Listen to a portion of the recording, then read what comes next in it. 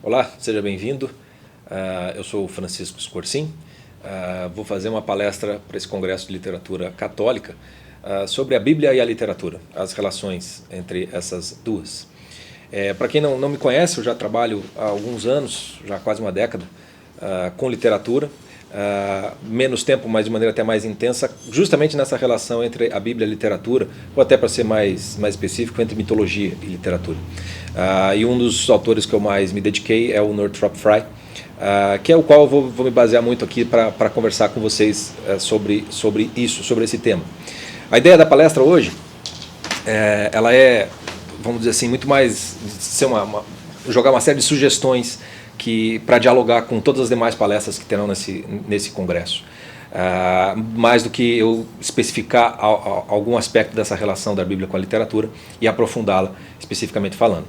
Então, antes de começar, eu queria agradecer o pessoal do congresso, né, que tive a honra de ser convidado, agradeço pela confiança no trabalho, e também convidar todos vocês para que assistam tudo o que vai ter desse congresso, que deve ser algo que é um marco mesmo, tanto no aspecto da literatura como para os católicos, que não costumam se dedicar à literatura como deveriam. E eu espero que a minha palestra hoje seja inclusive, ajude nesse aspecto, né, que sirva de um incentivo, anime você a conhecer mais da literatura, porque você vai ver o quanto isso vai fazer diferença na sua compreensão da própria Bíblia, inclusive.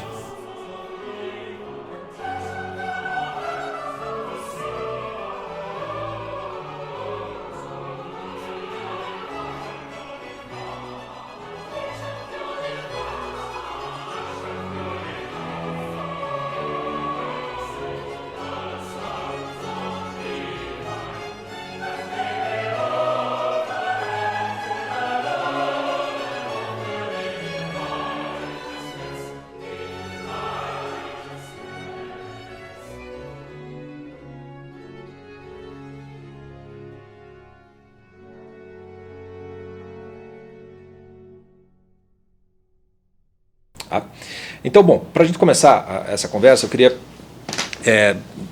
deixar claro, a partir de dois problemas que a gente tem quando a gente vai tratar de literatura e Bíblia, né, da relação dessas duas coisas. Eu estou acostumado a falar para um público no qual a Bíblia é vista e tratada apenas como sendo literatura, quando é óbvio que ela é mais do que literatura. Então eu tenho que ter um enfoque a respeito da Bíblia que é de uma maneira diferente do que eu vou fazer aqui com vocês, conosco, né? Porque eu estou pressupondo que a maior parte do público vai ser de católicos, para o qual o ponto de partida é exatamente o oposto, no qual a Bíblia tem um valor infinitamente maior do que qualquer literatura, algo central na vida, né, de cada um de nós. E, portanto, a relação dela com a literatura vai ser vista de outra maneira, por outro ponto de vista. Acontece que esses dois pontos de vista carregam alguns problemas e esses problemas podem ser comuns de um lado para o outro. É fácil de visualizar o problema de boa parte até dos críticos do século XX, ou mesmo anteriores. O Northrop Frye, que é um canadense que não é católico, é protestante, chegou a ser pastor da Igreja Nacional do Canadá, coisa que eu não faço a menor ideia do que seja exatamente, mas ele era um desses, então ele não é um católico, mas ele é um dos poucos que, nesse trabalho sobre a Bíblia e a literatura, ele chamou atenção para o aspecto central literário propriamente dito da Bíblia, mas não para transformar a Bíblia, ou rebaixá-la, vamos dizer assim, apenas ao aspecto literário, que é o que a maior parte dos estudiosos acabam fazendo, porque acabam tratando a Bíblia como um mito como todos os outros, então acabam fazendo um trabalho de mitologia comparada, retirando uma série de aspectos comuns de vários mitos, né, reunindo esses vários mitos naquilo que é comum e acaba sendo pouca coisa essencial, e aí você vai ter vários estudiosos como o famoso da Jornada do Herói, me fugiu o nome do sujeito, o Joseph Campbell, onde você vai pegar ali uma série de histórias arquetípicas e o cara vai perceber que aquelas histórias se aplicam para um monte de coisa e que boa parte da literatura é uma aplicação dessas estruturas arquetípicas contidas nos mitos, né? Você vai ter Mircea Eliade, você vai ter Fraser, vai ter N estudiosos trabalhando com a mitologia e tratando a Bíblia como mais um desses mitos, no final das contas. Que é basicamente um ponto de vista no qual O mito ele é tratado como tendo uma espécie de autoridade social em um determinado momento da história, de certos povos, certas civilizações, vamos dizer assim, e que depois essa autoridade ela se perde de alguma maneira e aquilo que é mito originalmente falando se torna então apenas literatura, no sentido de que ela não tem autoridade social, mas é uma história da qual vale a pena ser conhecida, que vai trazer uma série de conhecimentos, assim como você lê qualquer literatura, né? Então, no final das contas, o que esses autores acabam fazendo com a Bíblia é rebaixar a Bíblia à literatura e, por fazerem isso, acabam perdendo aquilo que a Bíblia tem de mais essencial e aquilo que ela é de fato. Essa postura de tratar a Bíblia como literatura apenas, né, reduzindo ela a isso, não é estranha também para aquele que trata a Bíblia como sendo o centro, vamos dizer assim, de toda a literatura, do ponto de vista católico. É compreensível, a gente consegue compreender essa postura de quem trata a Bíblia assim, quando a gente passa, como católicos, a ver como a gente passa a considerar outros mitos que não sejam a Bíblia. Então, para quem é um católico, um cristão, por assim dizer, a Bíblia ela é um livro da verdade, traz a palavra de Deus. Todos os outros mitos, que também, de certo modo, representam ou condensam ou até geraram religiões e civilizações, são tratadas como literatura. Tá?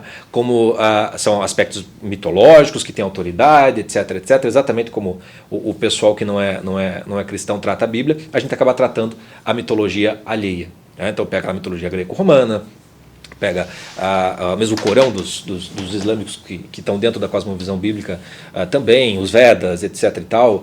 Todas as outras mitologias acabam se tornando também histórias, não digo histórias da carochinha, mas se tornam ficção, tentativas humanas de chegar até Deus, mas o único mito verdadeiro seria a Bíblia. Então é perfeitamente possível você compreender, como católico, essa postura de quem trata a Bíblia, não como sendo a Bíblia, mas como sendo literatura. Porque é assim que a gente trata também a dos outros. Né? E aí começa a vir então o problema de nós católicos com relação à própria relação com a Bíblia. Porque como ela tem uma densidade, né? Um valor, né? Uma finalidade muito maior do que a literatura, vamos dizer assim, o nosso risco e o nosso problema é justamente desconsiderar o aspecto literário, que é, digamos assim, que é o que dá forma à Bíblia no final das contas como um todo.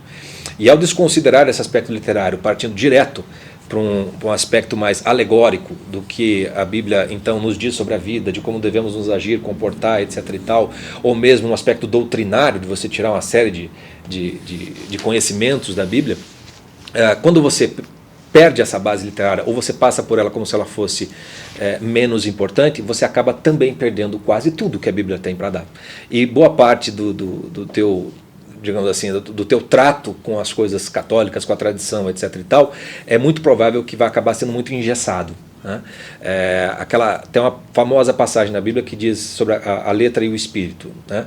Então, a Bíblia é uma letra e ela precisa estar animada de um certo espírito, porque a letra sem o espírito é morta, né? Não significa nada. Então, um dos riscos que nós temos como católicos ao lidar com a Bíblia e, de certo modo, encará-la desconsiderando esse aspecto mais literário, é acabar transformando a Bíblia numa espécie de ídolo. Né? É algo que acaba tornando a própria relação nossa com a Bíblia muito mais distante, muito mais complicada do que deveria ser. A ponto da gente não se permitir certas perguntas que são naturais de serem feitas quando você começa a ler. Dou um exemplo do Gênesis quando você começa a ler. Tem horas ali que você não... O que isso significa? De repente estava pairando sobre as águas, tem água embaixo, tem água em cima, tem água no meio, tem água por tudo quanto é lado, e você... De que água ele está falando? Do que é isso? Né? Se isso for num livro de literatura, você simplesmente vai começar a conversar com esse texto. Você, de onde vem, né, isso tudo? Tá? Então, ou podemos pegar uma outra passagem que é a do sacrifício de Abraão com Isaac. Quando Deus chega para Abraão do nada e fala assim: Isaac, pega teu filho e mata. Você fala, ei, como assim? Tá? Então, quando você tem uma relação com a Bíblia que não é uma relação que permita a tua imaginação se fazer essas perguntas, de certo modo, ou até mesmo, entre aspas, de se incomodar com essas coisas, você acaba fechando tudo o que a Bíblia tem para te dar com relação à atenção da existência humana, do drama humano, né, das dificuldades de você escutar a palavra de Deus, de você saber o que é que Deus quer de você nessa vida, para ficar apenas com, assim, Deus mandou, acabou, pronto, não vou pensar mais a respeito. Né? Então você pode engessar muito as coisas quando você parte para esse ponto de vista. Na própria história do cristianismo com a Bíblia, a relação com a Bíblia ela se torna absolutamente central para a gente compreender, inclusive, as divisões que houve dentro do cristianismo. Né? Quer dizer, a reforma protestante, ela tá, na base dela está a relação dos cristãos com a Bíblia. Né? Então, uma das coisas que os protestantes nos alertam para os católicos é a nossa relação com os santos. Né? Quer dizer, existe um risco evidente de a gente começar a idolatrar, né, homens e mulheres, vamos dizer assim, que não são o Cristo, né, que não são o próprio Deus. Mas, ao mesmo tempo, né, esse risco que os católicos têm mais de criar ídolos, os protestantes têm com um único, né, que é a própria Bíblia. Né, de você transformar a Bíblia num ídolo, propriamente dito, achando que ali está Deus e não a palavra de Deus. Né? E com isso também perdendo o aspecto de que a Bíblia ela também tem uma construção histórica, ou seja, ela também é uma encarnação do verbo divino, digamos assim, porque ela surge num determinado momento da história, ela não existia antes, ela só se consolida mais propriamente ali pelo século IV, para a igreja, propriamente dito. Assim, como é que ficavam então os primeiros cristãos? Né? Vocês vejam, se demorou mais ou menos uns 4 séculos para a coisa ficar clara. Naquela época todo mundo era católico. Se demorou 4 séculos, façam uma comparação com a história do Brasil. Nós estamos aqui no século XXI, é como se desde o século XVI até agora a gente não tivesse Bíblia, por exemplo. 4 séculos, quanta história, quanta confusão, né? quantas vozes divergentes, quantas autoridades, quantos santos. Né? E isso já está lá no comecinho, porque quando você lê as cartas de São Paulo, quando você vê os Atos dos Apóstolos, já tinha treta do São Paulo com Pedro, já tinha que fazer as reuniões, os concílios para saber o que vale, o que não vale. Era sempre sempre algo complicado. Né? Então demora muito tempo. Seleciona qual livro vale, qual não vale. De todos os relatos que haviam sobre a vida de Jesus, quais vão ficar efetivamente sobrando, que a igreja vai dar uma autoridade. Então a tranquilidade que a gente tem hoje de que a Bíblia é a Bíblia, durante 4 séculos, pelo menos, isso não existia. Mesmo depois, ainda teve vários concílios, até o concílio de Trento, século XV, XVI, não me lembro exatamente, teve que reafirmar quais eram as listas válidas dos livros. Então, a própria história da escrita da Bíblia, né, do surgimento dela como um livro, né, um conjunto de livros, que é o significado da palavra Bíblia, para se somar, foi muito complicado. Teve muita discussão, teve muita conversa, teve muita escolha, teve que ter muita ação do Espírito Santo na definição dessas coisas. E ainda assim, cada ramo do cristianismo tem os seus livros. Né? Então, a Bíblia Católica tem um X números de livros, os protestantes vão ter outros X números de livros, os ortodoxos também vão ter mais livros até do que nós católicos. Então, de certa maneira, a Bíblia ainda é um problema. Né? E ela se torna um problema ainda mais grave, essa nossa relação com a Bíblia, exatamente a partir da reforma e do protestantismo, que obviamente é um assunto que eu não quero entrar aqui, mas me parece que se alguma cura há de existir nessas relações todas, e se alguma unidade pode se surgir, ela vem não propriamente da Bíblia, mas da nossa relação com ela. Tá? E aqui eu acho que é o fundamental da gente começar a falar, para poder entender a relação da Bíblia com a literatura, é tentar entender a nossa, digamos assim, a relação nossa com a própria palavra divina, né? com a própria palavra de Deus. Né? Então, se a Bíblia levou 4 séculos para ser consolidada, e você tinha uma série de livros, e nem todo mundo teve acesso aos mesmos livros, o modo de transmissão, né, dessa palavra divina, ela se dava pelos apóstolos, né? Por aqueles, digamos, pelos santos, né? Pelos primeiros padres da igreja, que eram as autoridades, e era uma autoridade que adivinha das próprias pessoas. E não propriamente das palavras que elas estavam dizendo. Havia algo neles que fazia com que aquelas palavras tivessem autoridade, né? Que é algo que na própria Bíblia fica muito claro, né? Porque quando Cristo ascende aos céus, ele diz, fiquem tranquilos que o Espírito Santo virá, né? E o Espírito Santo vai vir, é o que vai resolver. Então, quando você está com o Espírito Santo, é reconhecível quando isso acontece. Né? A relação que os cristãos vão tendo então com a palavra divina não é com um livro propriamente dito, mas é com pessoas que representam, que têm uma autoridade para falar aquelas palavras que o Cristo um dia falou, por exemplo, ou para ler aquelas escrituras e saber tirar delas o ensinamento necessário para a vida do dia a dia, no final das contas. Essa noção dessa relação, não propriamente de uma leitura com um livro, mas com uma autoridade própria, com um espírito mais do que com uma letra, É algo que você precisa ter na base antes de começar a ler a Bíblia. Se você for abrir a Bíblia como se você estivesse fazendo conhecendo apenas uma história, né? Se você tem apenas esse interesse, você vai poder fazer essa leitura. Mas a Bíblia, aquilo que ela tem de maior, de melhor e de muito mais do que literatura, tem a ver com uma presença, né? Que antes de existir a Bíblia vinha na presença de uma pessoa que encarnava, digamos assim, aquelas palavras que eram tipos de Cristo, vamos dizer assim. No tempo em que a gente vive, nós vivemos praticamente num apocalipse espiritual. Quer dizer, esse aspecto propriamente do espírito encarnado em pessoas, no Brasil é algo muito raro. Você encontrar pessoas verdadeiramente santas é difícil, muito difícil. Talvez em um mosteiro ou outro você encontra alguém que verdadeiramente você percebe, você está diante daquilo, não tem a menor dúvida a respeito daquilo. Na maior parte das vezes você vai encontrar pessoas tateando, no lusco-fusco, na penumbra, tentando se encontrar na vida, tentando buscar um caminho de santificação, mas raramente você vai encontrar alguém que seja de fato representando aquela autoridade espiritual e que possa, por exemplo, te orientar. Na maior parte das vezes nós estamos cegos guiando cegos, no final das contas. Num contexto como esse, sempre fica muito difícil de você perceber o pulo do gato, de você transformar aquela palavra em material vivo, humano propriamente dito, conhecimento e sabedoria. Para ilustrar isso, e aí dou um exemplo do modo como eu trabalho com educação da imaginação e formação do imaginário, vou citar aqui algo que não faz parte da literatura, no sentido que a gente entende literatura como livros escritos e publicados, mas a literatura é muito mais do que isso, porque tem toda uma tradição oral que faz parte da literatura, e por isso mesmo, se outras formas de se fazer literatura fazem parte da literatura, também o cinema, por exemplo, faz parte da literatura. Tem um livro que é relativamente famoso, já de alguns anos para trás, que talvez a maior parte de vocês tenha assistido, se não assistiram, eu vou dar spoilers aqui, então se quiser pausar e assistir o filme antes, se você se incomodar com essas coisas, por favor, faça isso. Eu não me incomodo de maneira alguma. E explico porquê nos meus cursos, inclusive. Mas é um filme chamado O Livro de Eli. Filme hollywoodiano com Denzel Washington, num cenário apocalíptico, mas a história, o argumento é muitíssimo interessante, porque o Denzel Washington ele é uma espécie de profeta nesse apocalipse, e ele tem uma missão dada por Deus, que ele tem a única Bíblia que sobrou. É uma Bíblia do rei James, uma Bíblia protestante, é a única Bíblia que sobrou no mundo, e ele tem que ir atravessar, a jornada dele, carregar essa Bíblia até o oeste, onde vai ter então lá uma espécie de Jerusalém, entre aspas, no qual esse livro, uma vez chegando até lá, vai ser reconstruído toda a civilização humana. O filme todo, obviamente, é as dificuldades, os percalços que ele vai encontrar nesse caminho, gente que está atrás da Bíblia porque quer usar a Bíblia como um instrumento de poder, de controle sobre os homens, etc. e tal.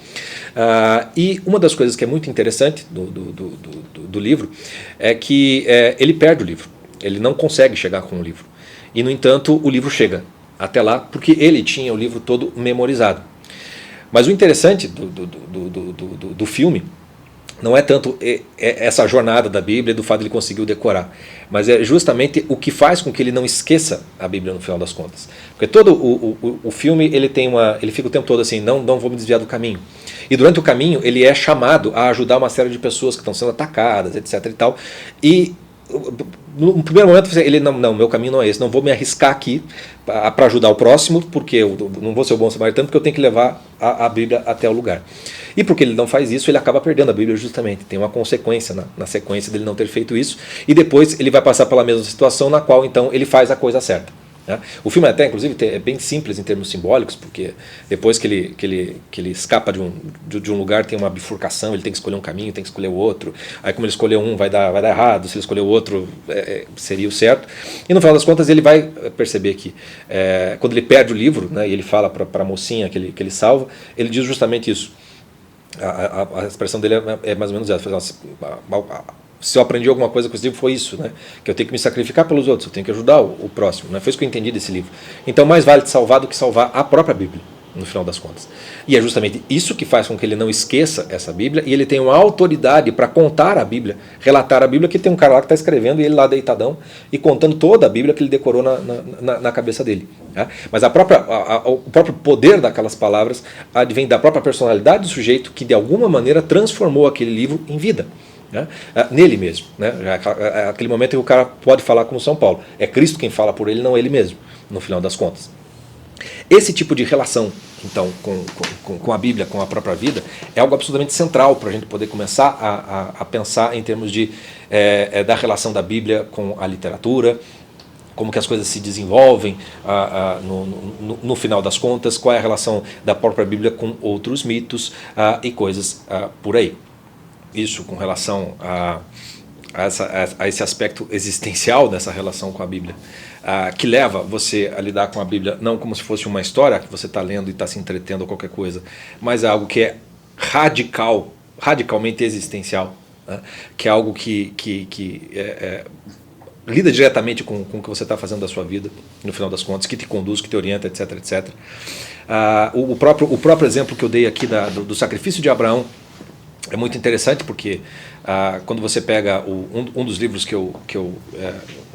um clássico, vamos dizer assim, da crítica literária ou do mundo das letras, que eu acho que em qualquer faculdade, até do Brasil, nos primeiros anos os alunos leem, eu não sei quanto trabalho, mas até um dos que eu deixei aqui, o Mimesis do Eric Auerbach. O mais famoso capítulo desse livro é a Cicatriz de Ulisses, que costuma ser inclusive trabalhado sozinho, desconsiderado dos outros, onde ele faz uma comparação do estilo homérico, né, que seria mais o greco-romano, como representação da realidade, e o estilo do Antigo Testamento. E o exemplo que ele cita é justamente um dos exemplos do Antigo Testamento, é o do sacrifício, né, que Deus pede a Abraão do seu filho Isaac. E ele chama atenção para algo quando você começa a ler a Bíblia, de fato fica muito claro, né? Deus aparece do nada e diz Abraão, e Abraão responde, eis-me aqui. E isso é uma coisa muito interessante de você parar para pensar, porque você pode passar, se você estiver lendo uma historinha, você não se dá conta disso. Mas quando Abraão diz eis-me aqui, em nenhum momento a Bíblia diz aonde é esse aqui do qual Abraão está falando. Então, eis-me aqui onde? E se você começa a fazer essas perguntas, você verá que as informações de ordem sensível que a Bíblia dá a respeito daquela passagem e de várias outras é quase que nula. Você tem a voz de Deus, que você não sabe se está falando, está vindo do alto-falante, está vindo do chão de cima, se é só dentro de Abraão que está escutando, né? Você não sabe aonde está Abraão, como é que ele está vestido, se tem gente perto, se não tem, que é a hora do dia, nada. Você só tem a voz de Deus e a voz de Abraão respondendo, né? E todo o drama está concentrado em 2, 3 parágrafos.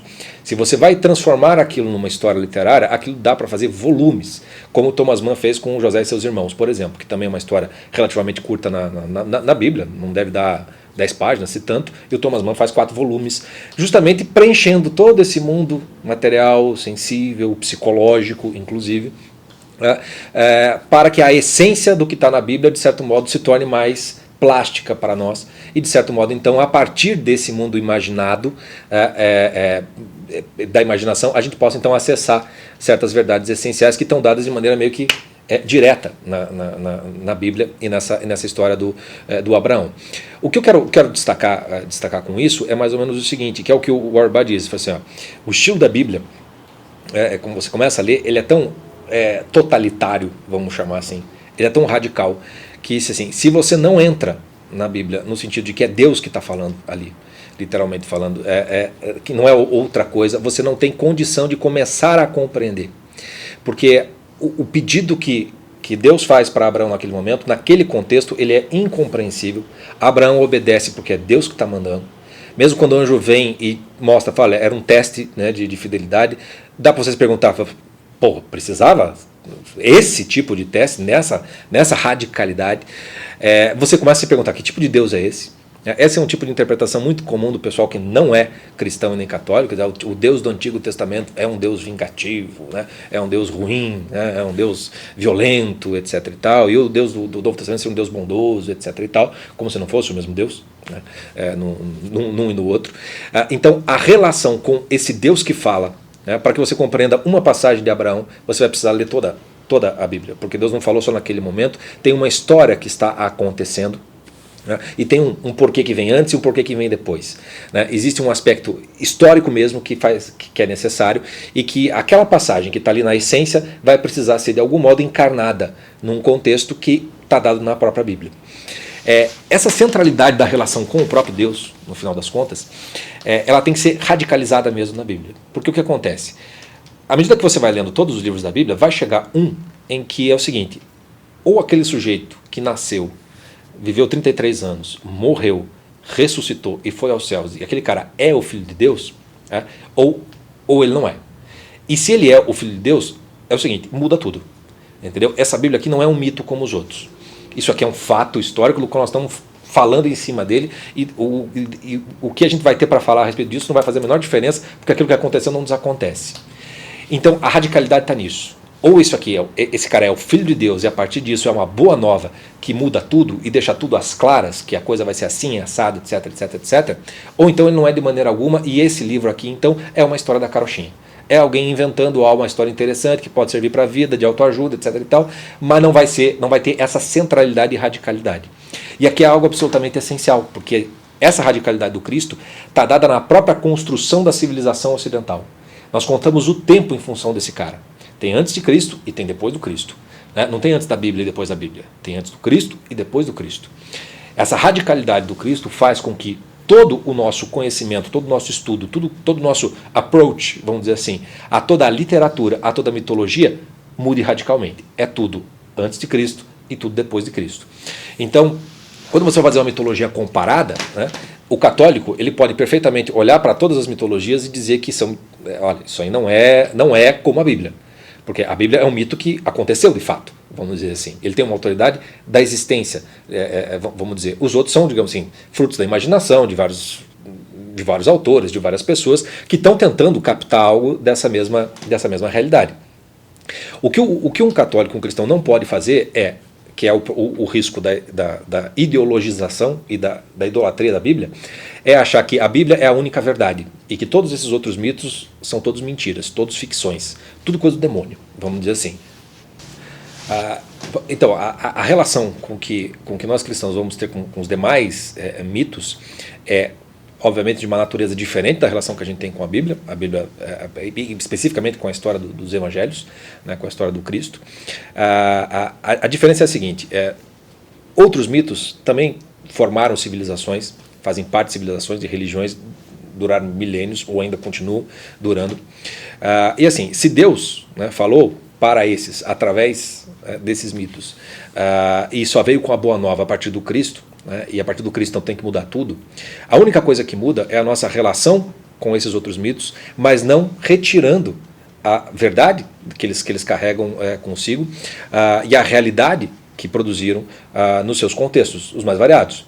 Então você achar que era tudo grande mentira, outros mitos que não vieram antes do Cristo, você vai estar cometendo um erro muito grave e vai estar fazendo uma idolatria da Bíblia, efetivamente falando, em comparação a tudo mais. Você não vai conseguir colocar a Bíblia próximo de mais nada, no final das contas. Só vai sobrar a Bíblia, no final das contas. Qualquer outra história vai acabar sendo sempre outra coisa que não tem uma referência propriamente a ela.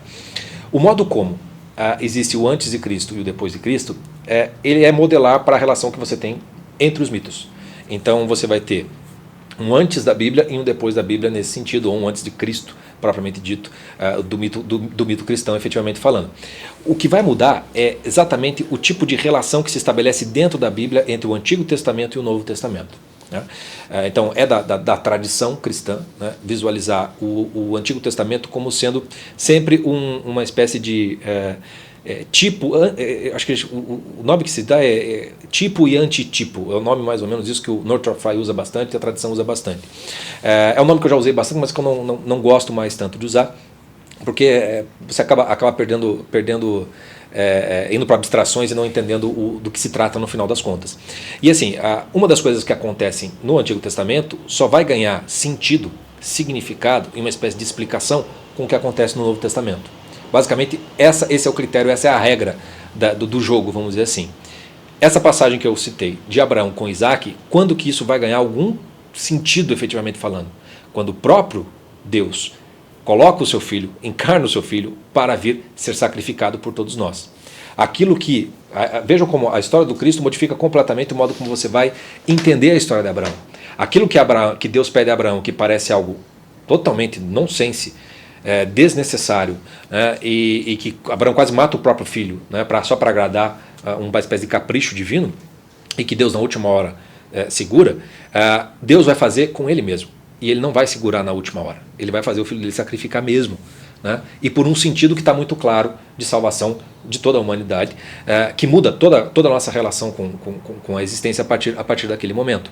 Então, o Cristo, o Novo Testamento, ele joga luz para tudo que tem no Antigo Testamento. Tudo que está no Antigo Testamento só vai ganhar sentido e significado à luz do que acontece no Novo, literalmente falando.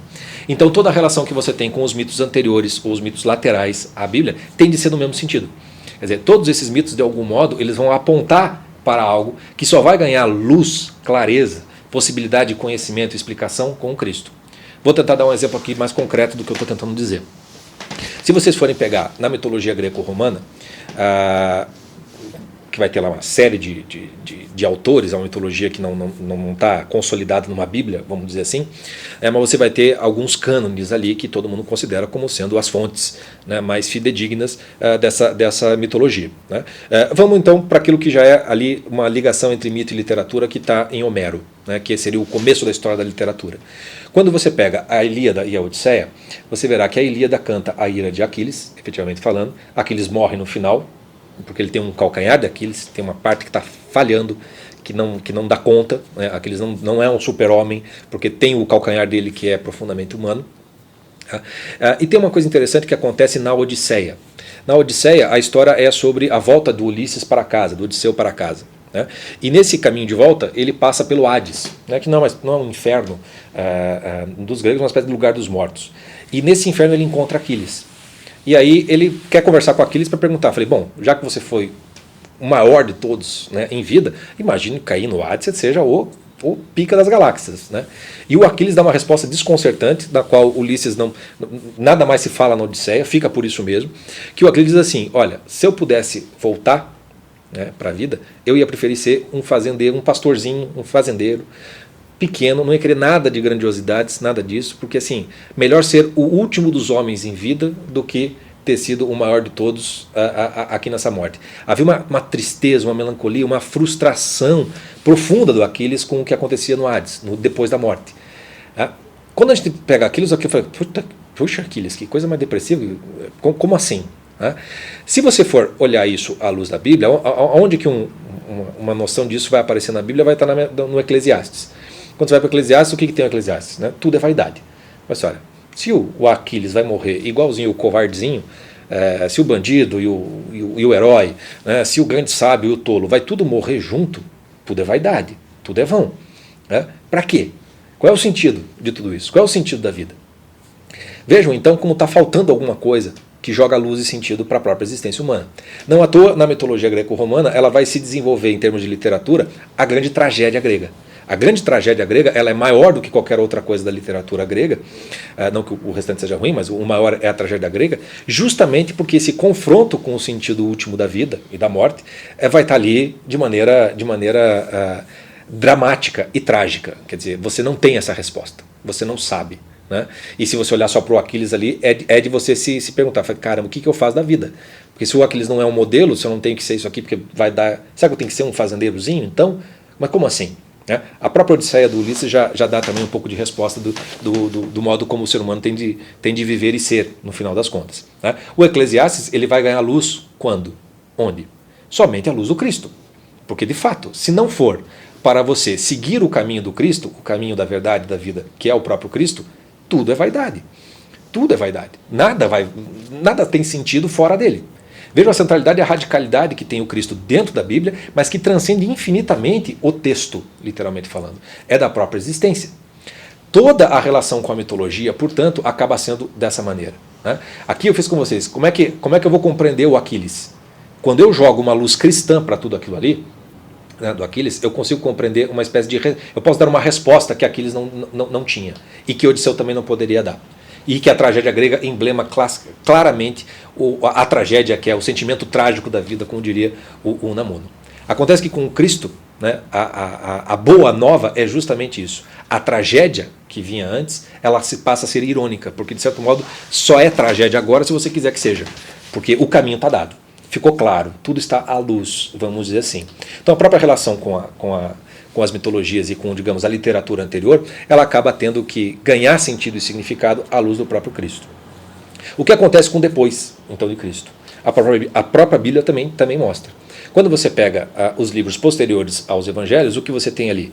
Os Atos dos Apóstolos, as cartas dos apóstolos, né, e o próprio Apocalipse de São João, o que você tem ali é justamente, claramente a mesma coisa. Olha, a partir do Cristo, tudo só vai ter sentido se você se referir a Ele. Então, se antes do Cristo você precisa buscar no Cristo uma espécie de explicação retroativa, de iluminação retroativa, depois do Cristo você precisa sempre partir dele, ou de certo modo retornar a ele, para que a tua vida, digamos assim, a própria existência, acabe tendo sentido. Então, o que acaba acontecendo na história da Bíblia? Se nós pegarmos a Bíblia como sendo uma espécie de relato histórico, né, que vai lá, sei lá, 1500 anos antes de Cristo, e vai mais uns 100 anos depois, que é mais ou menos o período histórico em que os livros foram, que os relatos cobrem, né, você vai ver que o Apocalipse ele escapa do tempo, assim como o Gênesis, né, ele se dá no juízo final. Existe então um intervalo entre a última carta da Bíblia, dos apóstolos, e o Apocalipse, que é toda a história humana está dada, vai ser encaixada ali. Se a Bíblia e o Cristo têm essa radicalidade, a Bíblia, de certo modo, é o livro da história da história humana, que tem um pedaço que está contado ali mesmo, e o restante continua sendo contado, ainda que não incorporado ao cânon, mas que continua sendo existente, real, e uma história por ser conhecida. A partir dali, qual é a história que interessa? A história daqueles homens que então seguiram o caminho da verdade e da vida, que é do próprio Cristo. E aí você vai ter então a presença absolutamente essencial para católicos dos santos. Os santos nada mais são do que tipos de Cristo num contexto histórico diferente daquele do próprio Cristo. É como se assim, como seria Cristo se ele nascesse hoje? Aí bom, talvez fosse São Pio de Pietrelcina, por exemplo, né? Ou São José Maria Escrivá. Tem milhares de tipos de Cristos possíveis, mas só tem um Cristo, que é o caminho, a verdade e a vida. E aí a gente volta para aquilo que o filme Deli tão bem simboliza. Existe algo que é do espírito propriamente dito, em que podem haver multiplicidade de caminhos, mas só tem um único modo de você percorrê-los, vamos dizer assim. A centralidade do Cristo para a existência é absolutamente inegável e essencial para a gente seguir. Existe o caminho do Cristo e existe qualquer outro. Não tem diferença. E quando a gente começa a pegar esse aspecto então histórico do próprio Cristo que vai se manifestando nos santos, e de certo modo através da história dos santos você tem então uma espécie da história da continuidade do próprio Cristo e da continuidade da própria Bíblia no final das contas, porque cada história de santo pode perfeitamente ser encaixada ali, até que vem o juízo final. Então a Bíblia ela vai do começo dos tempos e ela vai até o final dos tempos, e no meio ali entre a última carta e o Apocalipse é onde nós estamos vivendo, vamos dizer assim. E temos toda uma história para ser contada. E é aqui que a literatura vai entrar. A literatura ela só vai ganhar esse nome, inclusive, dentro de um contexto cristão. Quando a gente olha para a literatura, para a história da literatura, né, Otto Maria Carpo, nosso grande crítico, no seu indispensável História da Literatura Ocidental, se vocês prestarem atenção no modo como ele divide os seus capítulos da história, e especialmente se vocês lerem também a introdução, vocês verão que todo o contexto greco-romano, tudo que vem antes do Cristo, ele trata como uma herança que nós recebemos. E ele vai dizer na introdução, ele vai explicar que, olha, na verdade a gente não pode compreender os gregos e os romanos porque nós não vivemos num contexto cultural, de cosmovisão, como o deles. Nós temos, ele não diz isso com essas palavras, mas essa é a implicação do que ele está dizendo. Nós temos o Cristo, nós temos a Bíblia, que faz com que a gente enxergue a vida de uma maneira muito diferente do sentimento trágico de um grego, por exemplo. Que faz com que a gente não consiga compreender exatamente o que é viver sem o Cristo, literalmente falando. Então ele trata todo esse primeiro período como uma espécie de herança que nós recebemos e com a qual a gente tem uma relação indireta, porque a gente tem algo entre nós e eles que é o próprio Cristo. E aí depois você vai ver que toda a história da literatura, durante uns 15 séculos, ela é cristã. A história começa como? Com a literatura dos hinos da igreja, com a liturgia da igreja. Não faz sentido você falar em arte clássica ou ocidental durante os 15, pelo menos até o Renascimento, porque tudo era arte cristã, está tudo dentro desse contexto. A literatura está o tempo todo, se não fala a respeito dessas coisas, está dentro desse contexto cristão, né, no final das contas, você não consegue escapar disso. E a coisa começa a se modificar, vamos dizer assim, a partir então do Renascimento, quando você tem a Reforma, e aí você começa a ter então a história da literatura, começa a tentar ser a tentativa de você contar a história é mais ou menos juntar determinadas características que seriam comuns numa dada época e aí você bota uma etiqueta. Você chama de barroco, você chama de romantismo, você chama de realismo, que é um jeito da gente tentar dar ordem, botar ordem nessa história, que já não tem mais referência a um critério único. E aí quando você começa a ler mais literatura, né, e esse é o ponto de partida do Northrop Frye, ele percebe o seguinte, olha, a literatura, no final das contas, ela nada mais é do que um desenvolvimento dos mitos. E de todos os mitos que a gente tem, o mais importante é o da Bíblia, não só porque ele é um mito que aconteceu de fato, como tudo o que tem nos outros tem na Bíblia e muito mais. Então é como se você conhece a Bíblia, você tem o suficiente para você ler toda a literatura ocidental e conseguir compreendê-la perfeitamente, porque ela é uma espécie de desenvolvimento disso. Né? Claro que você conhecer a mitologia greco-romana e o máximo possível só vai ampliar formidavelmente o teu imaginário e vai facilitar muito mais a compreensão. Mas o fato é que quando você começa a comparar esses mitos, e o Frye diz isso explicitamente, você vai ver que as espécies de mitos são muito poucas, as histórias acabam sendo muito poucas e você pode então perfeitamente conhecer arquétipos que vão aparecer encarnados na literatura. Então, assim como os santos são uma espécie de continuidade da encarnação do Cristo na alma de cada uma daqueles homens, a literatura, de alguma maneira, também é a encarnação de alguns arquétipos mitológicos, né, num dado contexto histórico. Então, quando você começa a olhar para a literatura, e foi isso que o Frye fez com o seu trabalho e com a sua vida, ele olha a literatura, começa a ler toda a literatura, ele começa a perceber, puxa, como é comum a repetição de certos temas, de certos assuntos, de certas imagens, de certos símbolos.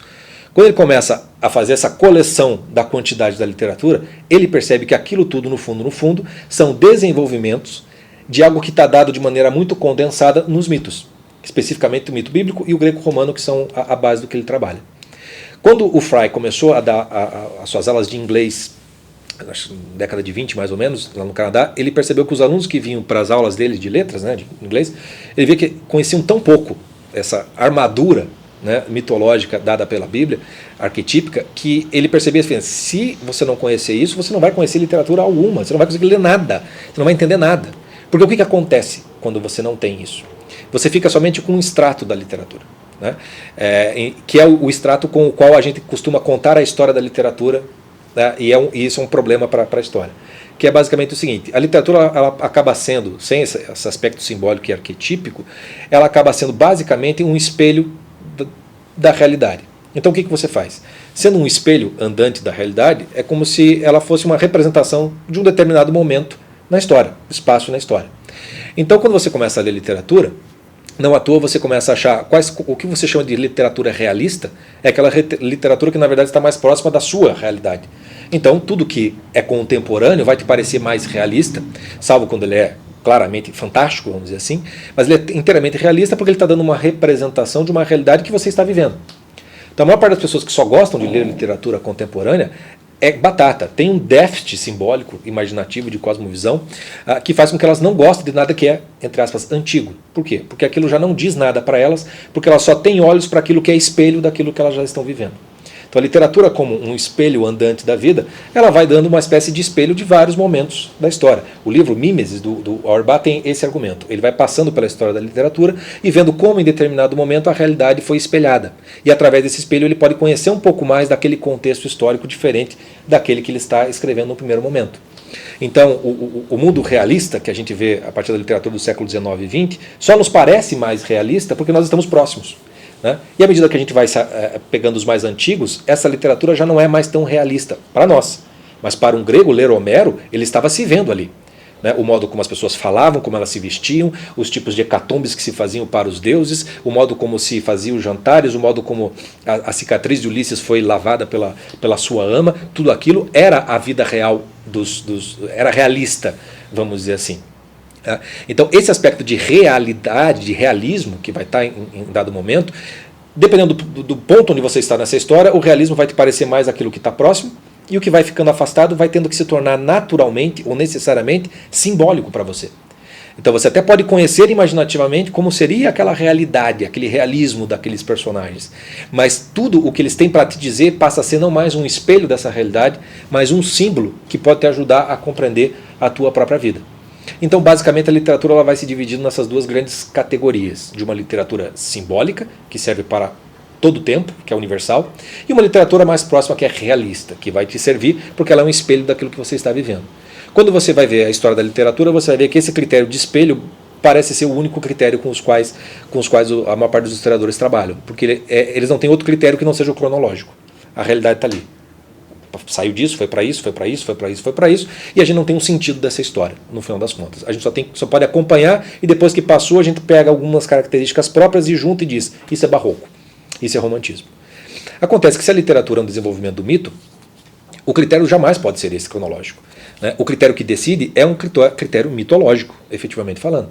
E aí o que o Northrop Frye percebeu foi o seguinte, que embora você tenha essa linha horizontal da literatura que se vai, digamos assim, encarnando os arquétipos mitológicos em determinados contextos históricos, você tem aquilo que não é histórico e que é perene, que é permanente, que são certas imagens, certos símbolos e certos arquétipos que vão estar mais claros ou mais reunidos nos grandes mitos, né, como é o caso da Bíblia. Como se a Bíblia fosse então uma espécie de grande enciclopédia simbólica e arquetípica de tudo o que a literatura vai desenvolver de maneira mais pontual e momentânea, assim como os santos são tipos específicos de Cristo num determinado contexto histórico, mas não são o próprio Cristo, né, como um todo, como o Filho de Deus propriamente dito.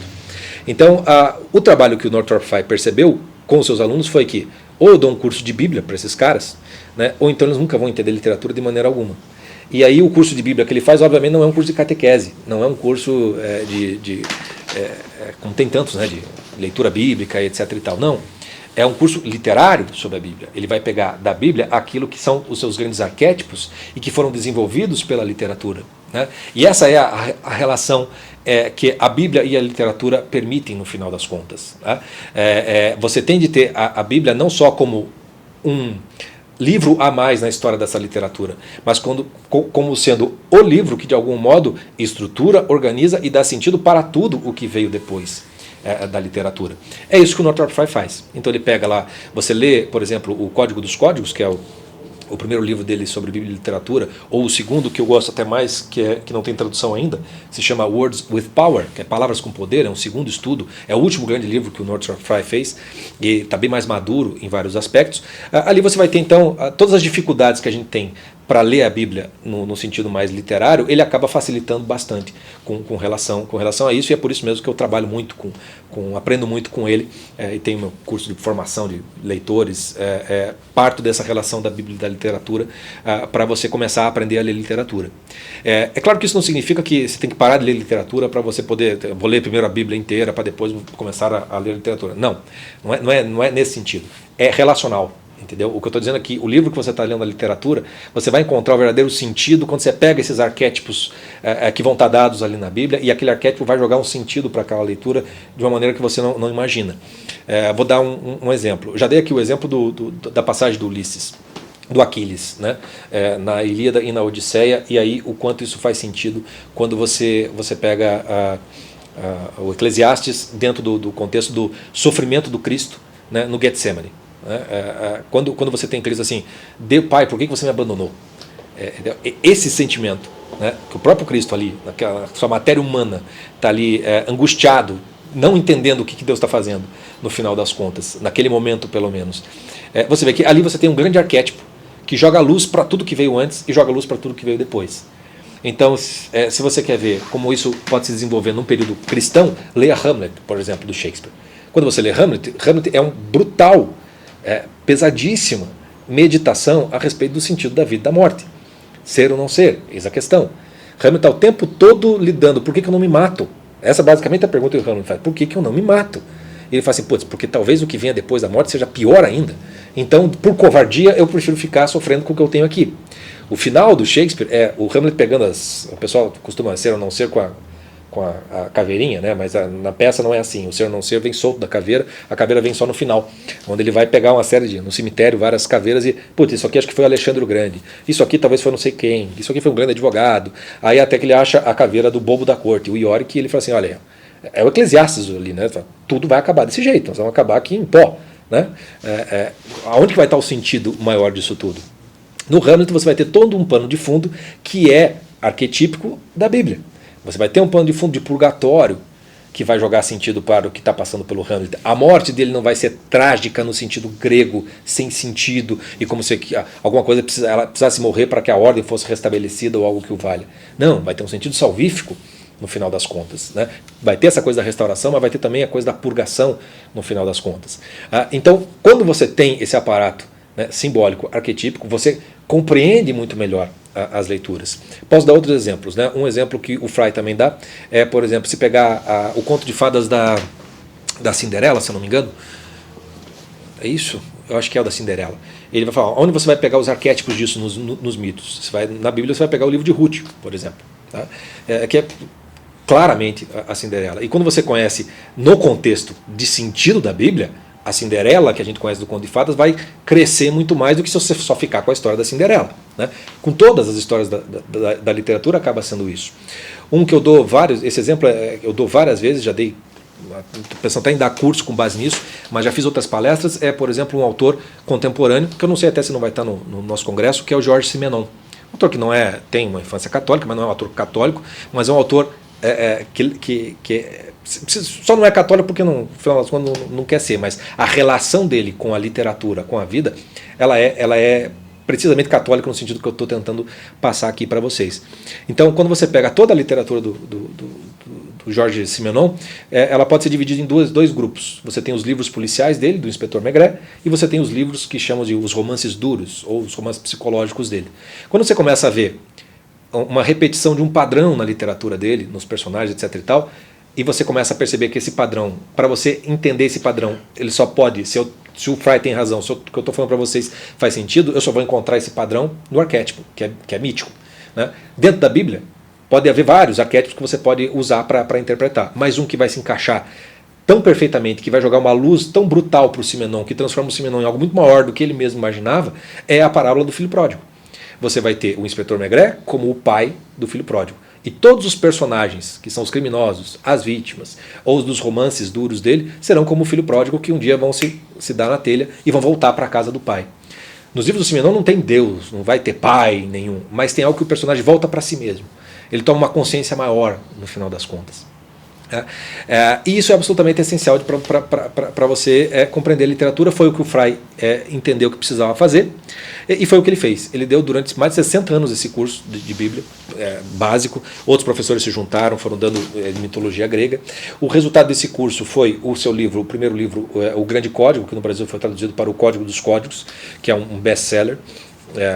Que muita gente já conhece, é um livro difícil de ler, mas é muito recomendado. Aí você tem o segundo estudo, que é esse que eu falei, do Palavras com Poder, que também trazem um segundo estudo, e que são resultado de todas essas aulas, e que no final das contas nos alertam. Falam assim, olha, você precisa conhecer melhor esses arquétipos, né? Mas é de uma maneira relacional. Você estudar só a Bíblia, você não vai saber como aqueles arquétipos e aquela vida, no final das contas, se encarna na própria literatura e na tua própria existência.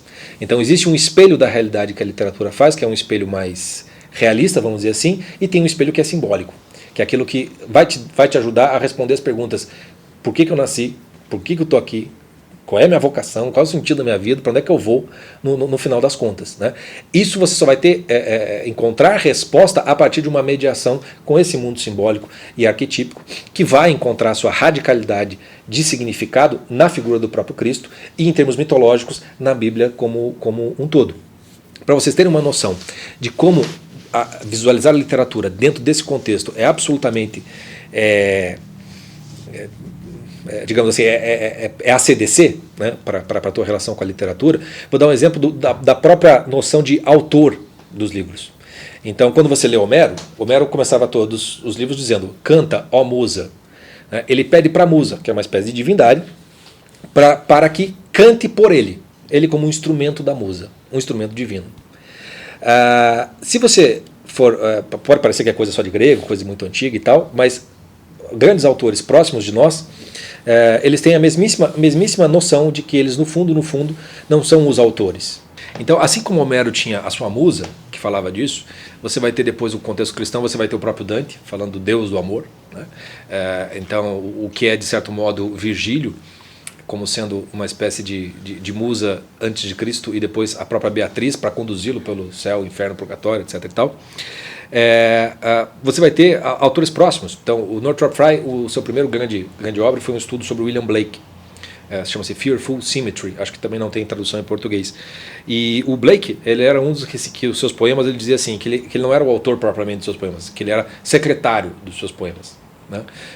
E aliás, até com essa expressão dá para ter dá para fazer toda uma história da literatura. Né? A gente sai de uma relação com a musa para uma relação de secretariado. Para você ver quanta coisa a gente perde também nesse processo. T.S. Eliot, um dos maiores poetas, se não o maior poeta do século XX, ele costumava colocar que ele era uma espécie de catalisador nos seus poemas, não propriamente o autor. Ele catalisava várias coisas e o poema saía a partir disso. Mallarmé dizia o seguinte, que os seus poemas eles se desenvolviam, né, através daquilo que costumava ser eu. Ele não tinha essa noção de ser um autor propriamente dito.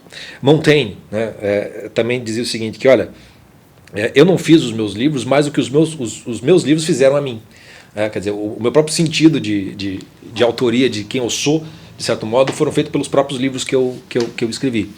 Então, esse é só um exemplo para vocês verem como, só de pensar no aspecto de copyright, de autoria, etc., é algo que você entra numa espécie de mistério, da onde vem a inspiração, a musa inspiradora, né? Os dramas da página em branco, não me vem aquele negócio, etc. e tal.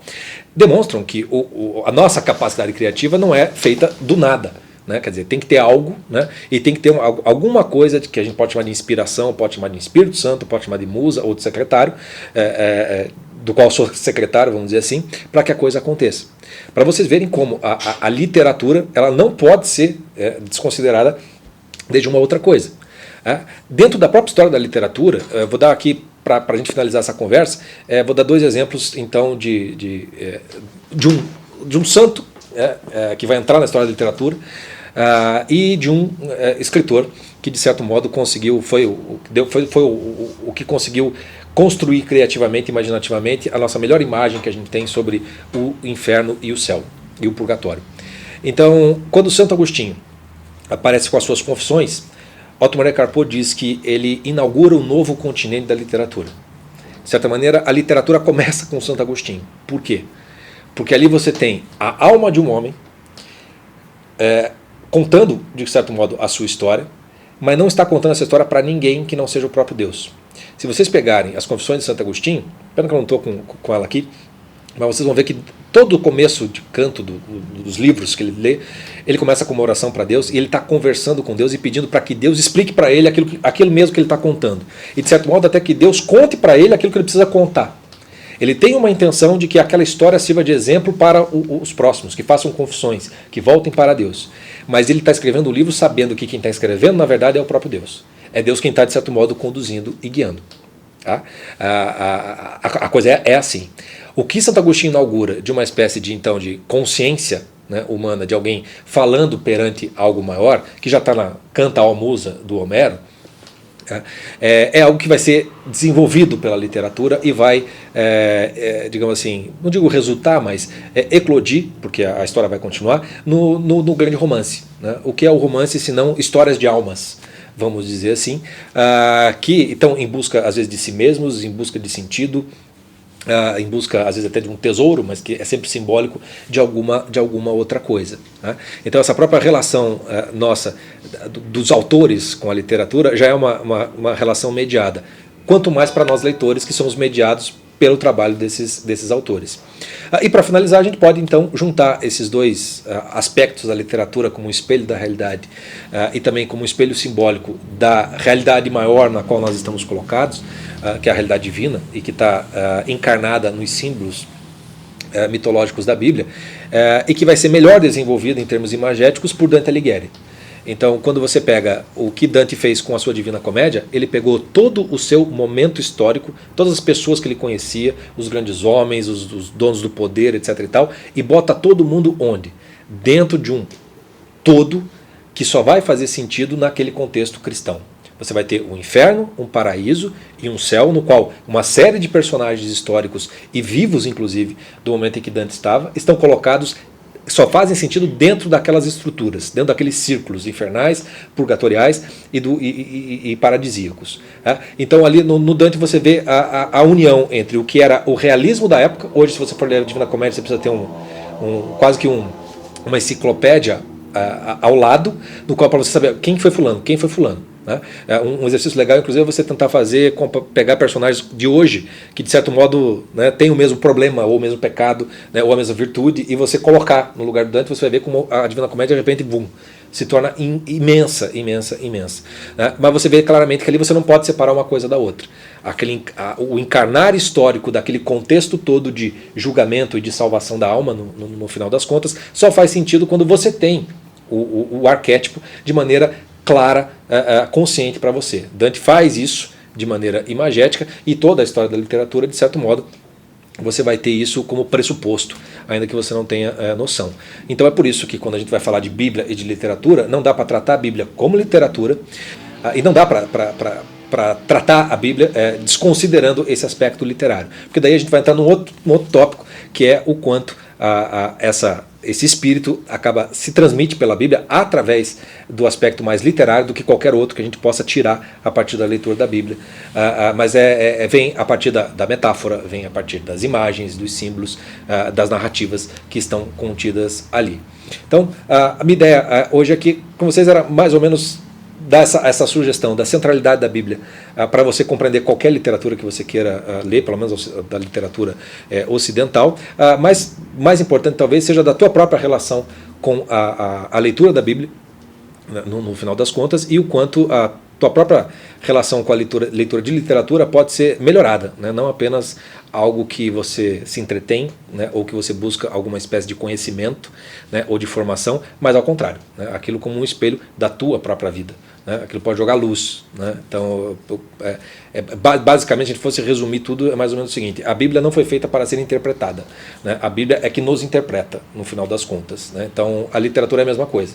Né? Se você quer interpretar a literatura, melhor faz se você interpretar-se à luz daquilo que você está lendo. E aí todos esses autores que tem aqui, vão ser citados no Congresso, são a fina flor da literatura católica, que vão te ajudar imensamente a você fazer essas transposições e essas relações da tua própria vida com a leitura da Bíblia e com a leitura de toda e qualquer literatura.